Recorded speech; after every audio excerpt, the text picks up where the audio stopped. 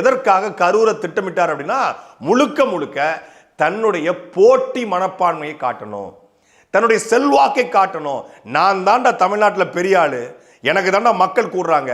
அப்ப கரூர்ல கடந்த வாரம் நடைபெற்ற முப்பெரும் விழா, திமுக நடத்திய முப்பெரும் விழா, அந்த முப்பெரும் விழாவுக்கு கூடிய கூட்டம் பெரிய கூட்டமா, எனக்கு வரக்கூடிய கூட்டம் பெரிய கூட்டமா என்று காட்டத்தான் கரூரை விஜய் அவர்கள் தேர்ந்தெடுத்தார். இதை பல பேர் சொல்றாங்க. கரூரை தேர்ந்தெடுக்கும் போதே போட்டிக்காக தேர்ந்தெடுக்காரு. அப்ப போட்டி பிரமாண்டமா காட்டணும்ல.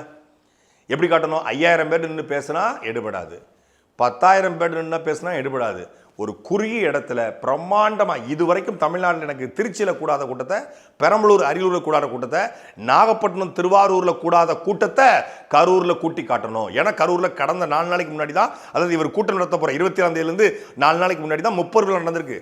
அந்த முப்பெரும் விழாவை விட, அதாவது ஆளும் கட்சி 75 வருஷ கட்சி செந்தில் பாலாஜி கோட்டைன்னு சொல்லப்படுற இடத்துல நான் ஓட்டையை போட்டண்டா என்கிற அந்த பிம்பத்திற்காக மட்டும் கரூரை தேர்ந்தெடுத்திருக்காங்க விஜய் அண்ட் விஜயினுடைய டீம்.